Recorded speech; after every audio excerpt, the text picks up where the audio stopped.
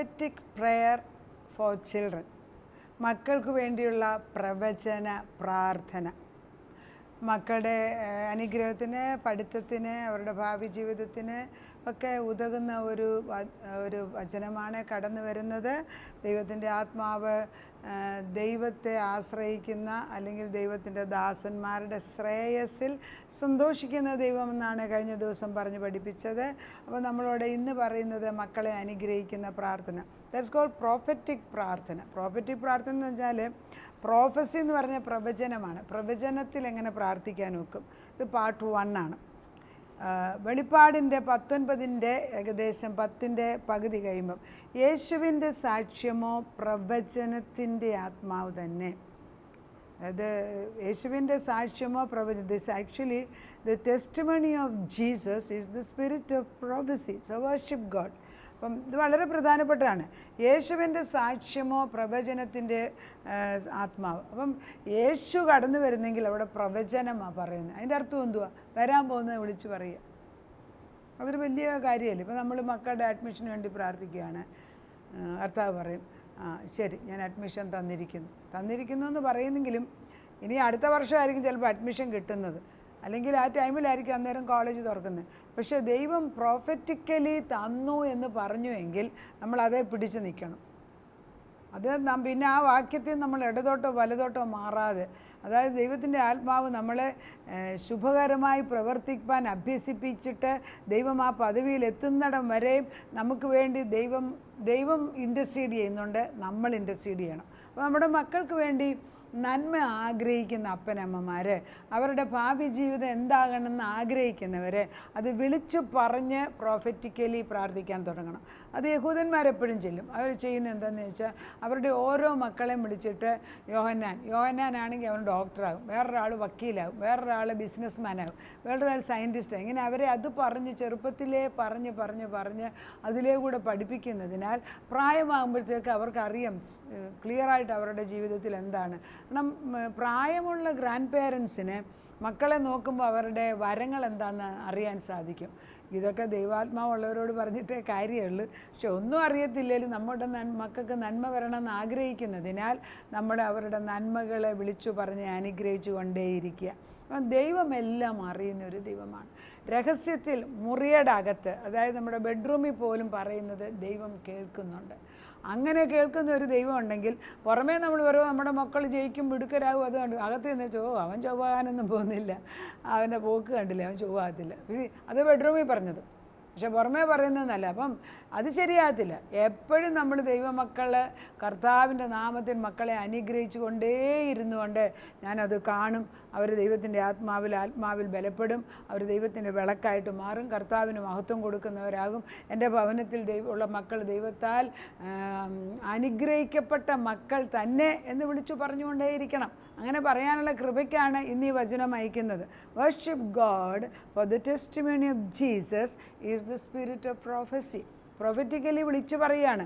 അതായത് പ്രോഫറ്റ് എന്ന് പറയുമ്പം പ്രവചനം പറയുക. പ്രവചനം പഴയ നിയമത്തിൽ നമ്മൾ പ്രവചനാത്മാവുള്ളത് സാമുവേലിനെ ഓർക്കും, അതുപോലെ ഏലിയ പ്രവാചകൻ, എലീശ, ഇവരൊക്കെ ഓർക്കും. നമ്മൾ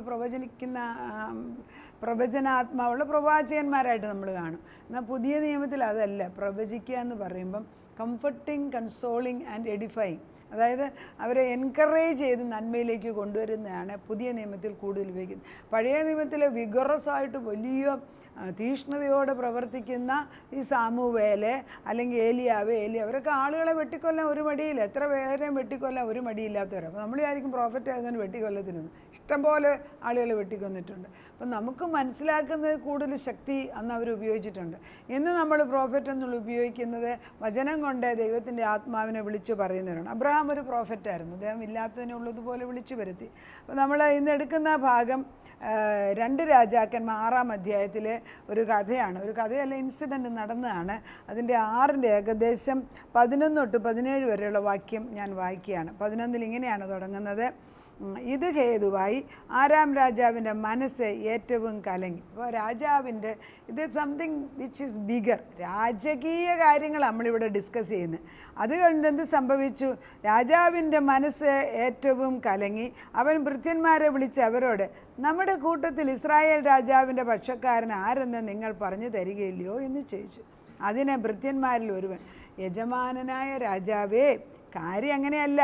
നീ ശയനഗൃഹത്തിൽ സംസാരിക്കുന്ന വാക്കുകൾ ഇസ്രായേലിലെ പ്രവാചകനായ ഏലീശ ഇസ്രായേൽ രാജാവിനെ അറിയിക്കുന്നു എന്ന് പറഞ്ഞു. അവിടെ നിർത്താം. അപ്പോൾ നമുക്ക് മനസ്സിലാകുന്നുണ്ടല്ലോ, ആരാം രാജാവും ഇസ്രായേൽ രാജാവും കൂടെ യുദ്ധമാണ്. ഇത് കിങ്ലി മാറ്ററാണ് ഇവിടെ അപ്പോൾ നമ്മൾ വലിയ കാര്യങ്ങളിൽ ഡീൽ ചെയ്യുന്നത്. അപ്പോൾ ആരാം രാജാവ് ഇസ്രായേൽ രാജ്യത്തിന് യുദ്ധം ചെയ്യാൻ 2 പ്രാവശ്യം തൻ്റെ സോൾജേഴ്സിനെ അല്ലെ പടയാളികളെ വിട്ടു. ഭൃത്യന്മാരെന്നാണ് ഇവിടെ വിട്ടു. 2 പ്രാവശ്യം അവർ പോകുന്നതിന് മുമ്പ് തന്നെ അവർക്ക് അവിടെ ചെന്നിട്ട് ഒന്നും ചെയ്യാൻ സാധിച്ചില്ല. അവർ ചെല്ലുന്നിടത്തൊന്നും ഇസ്രായേൽ ജനതകളില്ല. അപ്പോൾ അവർക്ക് രാജാവിന് പ്രയാസം. അതാണ് രാജാവിന് വലിയ വിഷമം തോന്നി. ആരാണ് നമ്മുടെ കൂട്ടത്തിൽ നിന്നിട്ട് അപ്പുറത്ത് പോയി സ്പൈ ചെയ്യുന്നത്, അതായത് അപ്പുറത്ത് പോയി ഇവിടെയുള്ള രഹസ്യങ്ങൾ അവിടെ ചോർത്തി കൊടുക്കുന്നത് ആരാണ് എന്നുള്ളതാണ് ചോദ്യം. ആ ചോദ്യത്തിന് വളരെ പ്രസക്തിയുണ്ട്. കാരണം ഞാൻ എൻ്റെ ബെഡ്റൂമിൽ എൻ്റെ ശയനമുറിയിൽ പറയുന്ന ഈ രാജാവ് എങ്ങനെയാണ് അറിയുന്നത്? ഞാനിവിടെയുള്ള ഭൃത്യന്മാരോട് പോലും പറഞ്ഞിട്ടില്ല. ആരാണ് ഈ നുണ പറഞ്ഞു കൊടുക്കുന്നത്, അല്ലെങ്കിൽ ആരാണ് ഈ പകയായിട്ടുള്ളത്, ഇവിടുന്നുള്ളത് രഹസ്യം ചോർത്തി കൊടുക്കുന്നതെന്ന് ചോദിക്കുമ്പോൾ അവിടെയുള്ള ഭൃത്യന്മാർ പറയണം, അങ്ങനെയല്ല പ്രവാചകൻ, അവിടെ ഒരു പ്രവാചകനുണ്ട്, അവൻ്റെ ഭൃത്യന്മാരിൽ ഒരുത്തൻ, യജമാനനായ രാജാവേ, കാര്യം അങ്ങനെയല്ല. നീ ശയനഗൃഹത്തിൽ സംസാരിക്കുന്ന വാക്കുകൾ ഇസ്രായേലിലെ പ്രവാചകനായ ഏലീശ ഇസ്രായേൽ രാജാവിനെ അറിയിക്കുന്നു എന്ന് പറഞ്ഞു. അപ്പോൾ ഏലിയാവല്ല, ഇത് ഏലീശ പ്രവാചകനാണ്. ഏലീശ അറിയിക്കുന്നു, നിങ്ങൾ ചെന്ന് അവനെ എവിടെ ഇരിക്കുന്നു എന്ന് നോക്കുവിൻ, ആളയച്ച് അവനെ പിടിപ്പിക്കൂ എന്ന് കൽപ്പിച്ചു. അപ്പോൾ രാജാവിന് ആകെക്കൂടെ ദേഷ്യമായി. ഞാനിവിടെ പറയുന്ന അവിടെ ഒരാൾ അറിയുന്നെങ്കിൽ അവനെ പിടിച്ചിട്ട് വെക്കത്തുള്ളൂ. അപ്പോൾ അരാം രാജാവ് കിങ് ഓഫ് സിറിയ എന്ന് ഇംഗ്ലീഷിൽ എഴുതിയിരിക്കുന്നത്. അരാം രാജാവ് ഒരു സൈന്യത്തിനെ പറഞ്ഞയക്കുക. അല്ല, ആരെ പറയാൻ? ഒരാളെ പിടിക്കാൻ, ഒരു പ്രവാചകനെ പിടിക്കാനായിട്ട് ഒരു സൈന്യത്തിനെ അയക്കുന്നു. നമ്മളെ പിടിക്കാനൊക്കെ ഒരാൾ വന്ന് നമുക്ക് പേടിയാണ്. പക്ഷേ ഇത് ഒരു സൈന്യത്തെ, അതാണ് ആ പ്രവാചകൻ്റെ ശക്തി എത്രയെന്ന് നോക്കിയേ.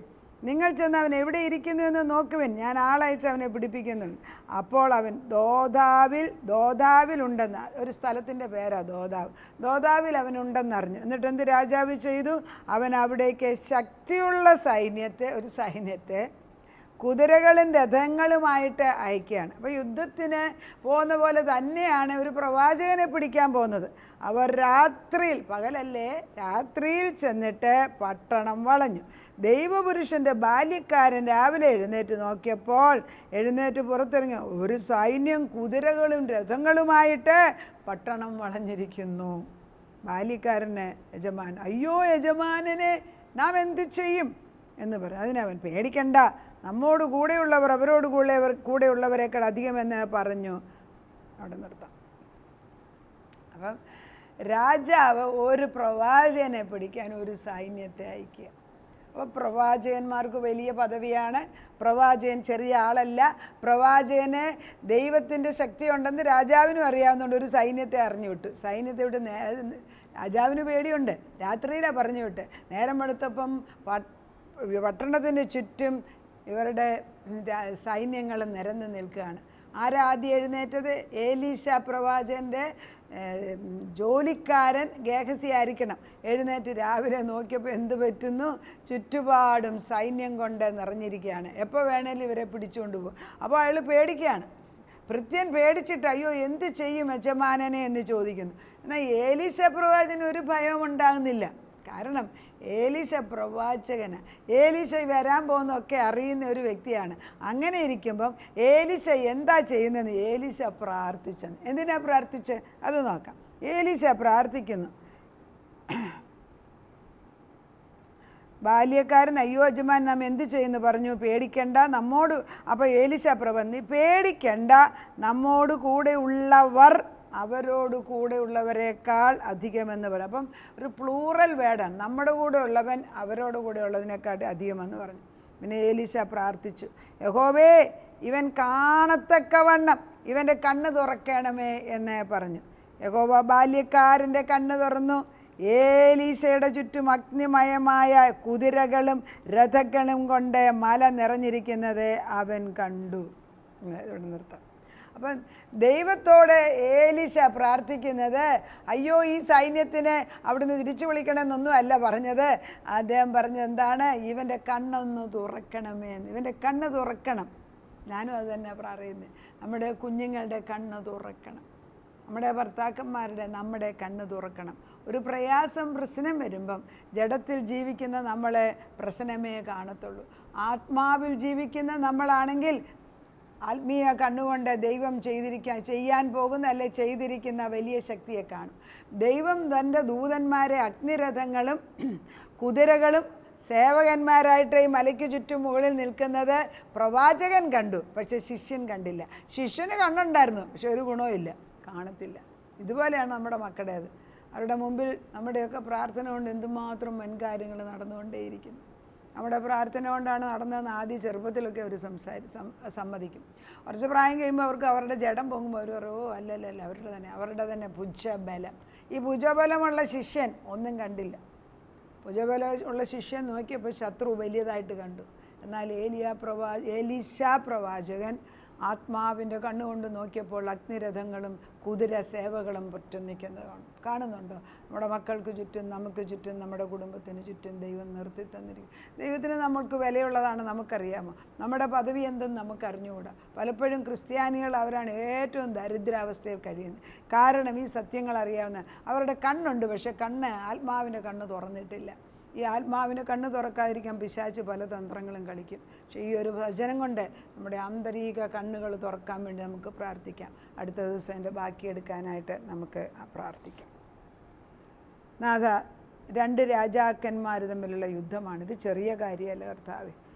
ആരാം രാജാവ് ഇസ്രായേൽ രാജാവിനെതിരായിട്ട് 2 പ്രാവശ്യം യുദ്ധത്തിന് പോയി. 2 പ്രാവശ്യം ഒന്നും ചെയ്യാൻ സാധിച്ചില്ല.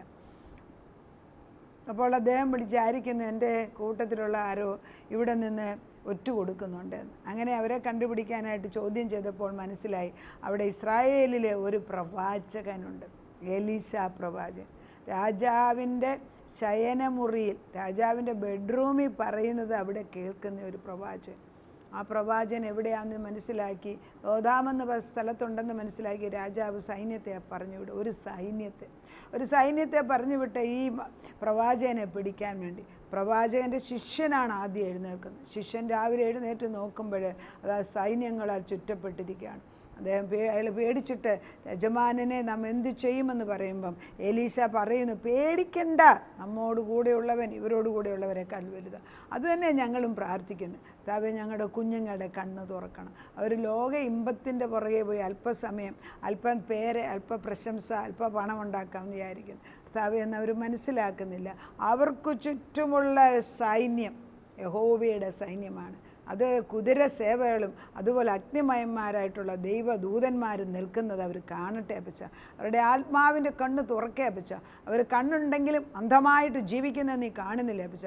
അതുകൊണ്ട് ഈ പ്രവാചകൻ തൻ്റെ ശിഷ്യൻ്റെ കണ്ണ് തുറക്കാൻ പ്രാർത്ഥിച്ചതുപോലെ തന്നെ ഞങ്ങളുടെ കുടുംബത്തിലുള്ള ഞങ്ങളുടെ അംഗങ്ങളുടെ ഭർത്താക്കന്മാരുടെ മക്കളുടെ മരുമക്കളുടെ കൊച്ചുമക്കളുടെയൊക്കെ കണ്ണൊന്ന് തുറന്നിട്ട് ഇവരുടെ കൂടെ നിൽക്കുന്നവർ ആരെയെന്ന് മനസ്സിലാക്കാൻ ഇടയാക്കണമെന്ന് ഞങ്ങളെ പ്രാർത്ഥിക്കുന്നു. അത് അവരുടെ കണ്ണ് തുറന്നിട്ട് സത്യത്തിൻ്റെ ആത്മാവിൽ വെളിച്ചത്തിൽ നമ്മോടുകൂടെ ഉള്ളവൻ ഈ ലോകത്തിലുള്ളവരെക്കാട്ടിൽ എത്രയോ ശക്തനാണെന്ന് മനസ്സിലാക്കിയിട്ട് ദൈവപക്ഷത്തേക്ക് തിരിച്ചു കടന്നു വരട്ടെ അപ്പച്ച. അങ്ങനെ വചനം ചെന്ന് ഓരോ മാറി നിൽക്കുന്ന മക്കളുടെ മേലും ചെന്ന് കൊണ്ടിട്ട് കർത്താവിൻ്റെ പുതപ്പ് കൊണ്ട് അവരെ പൊതിഞ്ഞ് അവരെ നീ തിരിച്ചു കൊണ്ടുവരാൻ ദൂതന്മാരെ ഏൽപ്പിച്ചിരിക്കുന്നതിന് സ്തോത്രം ചെയ്യുന്നു. പ്രാർത്ഥന കേട്ട് ഉത്തരം തന്ന ദൈവത്തിന് നന്ദി. യേശു ക്രിസ്തുവിൻ്റെ പൊന്നുനാമത്തിൽ തന്നെ ആമേൻ.